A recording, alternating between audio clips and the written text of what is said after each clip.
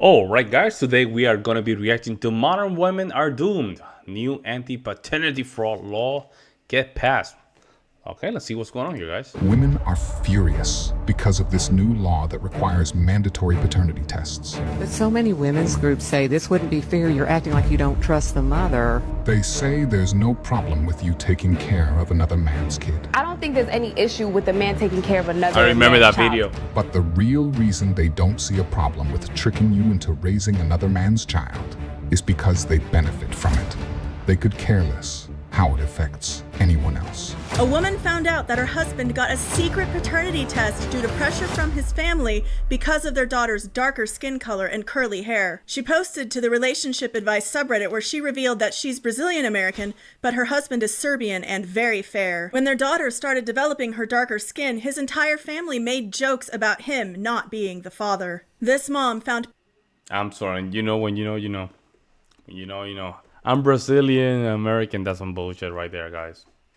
You see me, I'm like 60+% white and then native and whatever the rest. My kids are white, bro. My kids are white, and I know those are my kids. It doesn't work like that, guys. paternity test results in his phone and questioned him about it. And the dad revealed that his family was accusing her of cheating and pushed for the paternity. All my 4 kids, they have all the same tones, the same eyes, and the same hair.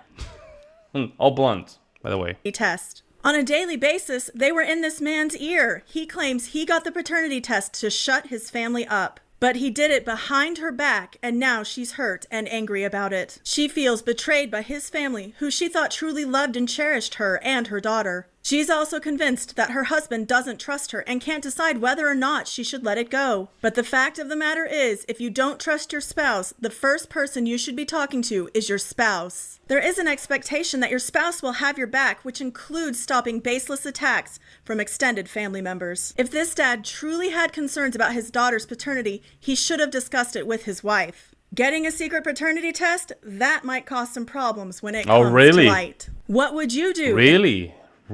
You already broke the trust. At this point, it's fair game. If you ask me, at this point, it's fair game, guys. In this situation. Considering how big of a problem paternity fraud is, getting a DNA test under any circumstance is reasonable.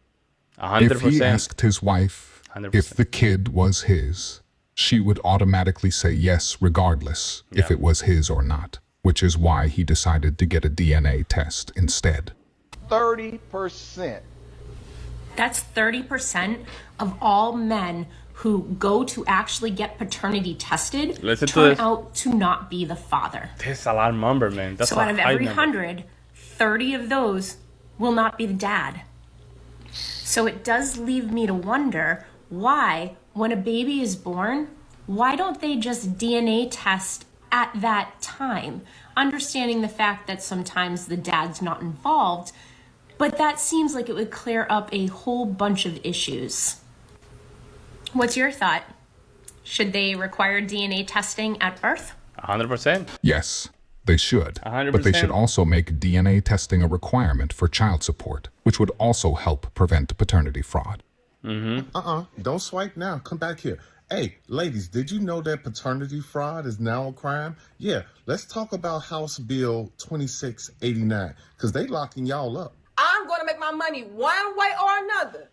Even if that means locking you up, I'll make my money off of you being locked up. Please peep the game. Oh, yeah. And this hookup culture? Oh, yeah, that's a wrap.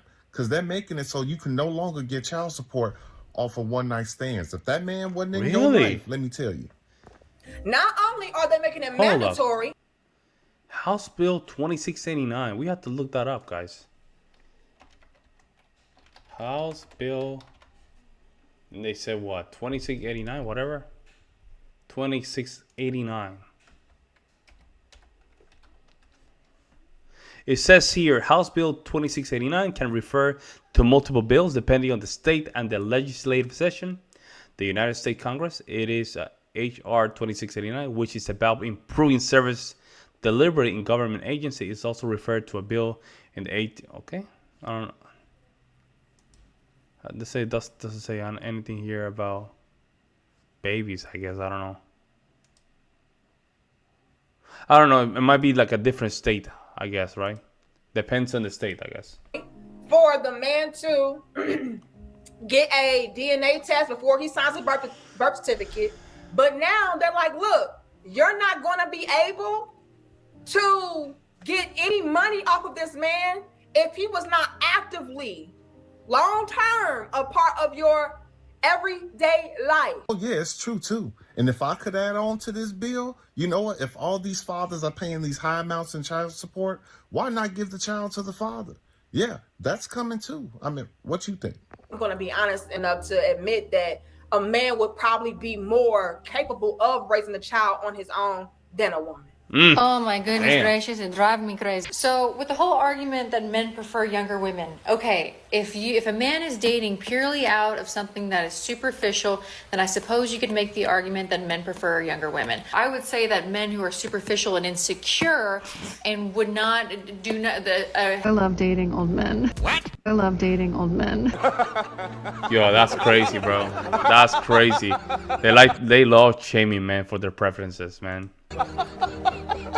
Men prefer younger women. A couple of women who commented on my post when I said that one of the key criteria for women, if not the criteria for women, is how much a man makes. They said that's completely untrue. No woman actually cares how much he makes. Well, I give you... See, I make a 6-figure income already. Oh, you make 6 figures. That's awesome. Well, I guess how much money he makes really doesn't matter, because you could live quite comfortably on 6 figures. So I can choose to say, I won't date men that make under $150,000 because that's what I make. Well, there goes that whole argument that women don't care how much money a man makes. Why should I entertain a man who makes less than me? Why? Because this isn't the 1950s anymore. Yeah, this is literally hypergamy, and this is where weak men, they just drop the ball.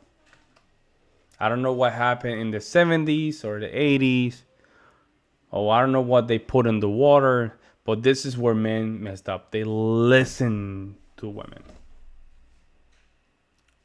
They listen to women. This is what happened. You go through the comment section. No, I don't care. They make more or less. Money does something. Instead of admitting that their resources are very important because we need to raise a family. There's nothing wrong with that. The problem is that you want to fake virtue. And when you fake virtue, what you do, you just confuse everybody. Because then you end up making decisions that make no sense of what you said. 2020s. And expecting a man to be a provider, I thought that went the way of the dodo bird, much like expecting women to be barefoot and pregnant in the kitchen went out the window 50 years ago also. Or did it? So see, it works exactly as you think. Well, thank you for acknowledging that. It's good to know that I was correct when I said that women's primary thing for a man is how much money he makes and how much they can get out of him. I appreciate you verifying that and showing those other ladies this still look that like wasn't he's the feeling case, alimony. that maybe they need to rethink their position. This dude look like he's paying alimony and child support. Except for men are not the ones with the upper hand anymore. Oh yeah, you know, really. they keep falling back to that AI is coming. old patriarchy argument to justify their shallowness. But it's funny how their mindset is still stuck in the 1950s, isn't it? Tell me I'm wrong. Well, okay. You're wrong. And why are you wrong? Because you see men have only one value in life, to provide you with money. That's the only criteria you have. You even stated so. And I ask you, as someone who meets your criteria, why would I want to be involved with you? If the only value you see in me is how much money I make, why would I or anyone want to be involved with someone who thinks that way? What are you bringing to the table? Another 150,000? I don't need it. I can make that on my own. So you're entitled to have whatever criteria you have. The reality is the men that you're seeking aren't going to be seeking you. And I'm not trying to be mean saying that, but we would see right through that shallowness. And if I may use an analogy to give you a little bit more honest truth, why would I drive a tired old worn out Subaru hatchback when I have enough money to go buy a brand new Ferrari? It's about the value. The value that both parties bring to each other. And your value is money. And that's fine. There's actually nothing wrong with that. But I hate to break it to you, that's not what most people value. And most especially, it's not what men value. You know what, guys? Don't say that. Don't say, I hate to break this to you. Don't say that, man. I hate to break this to you. No, don't say that. That sounds like a very weak... You're trying to disqualify yourself for no reason. Like, I don't understand why. I hate to break this to you. You don't, man. If you really mean what you say, just say it. If you really mean what you say, just say it, man. And just let the heat come after that statement. But I break to say this to you, or I hate to break it to you. Don't say that. It's weak. It's shallow. I don't know.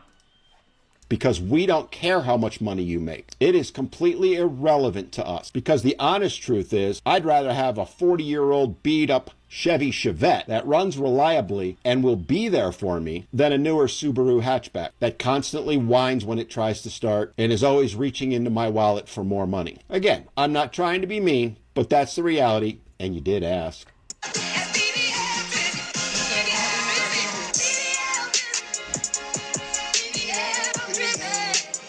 Oh, that's a wrap. That's a wrap.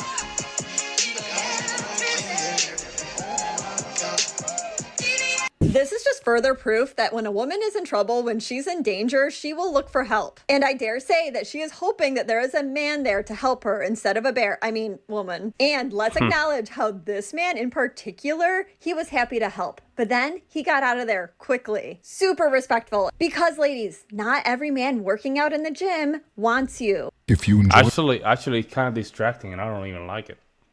You ask me, it's very distracting, and I don't like it. And it's over-sexualizing the gym, too.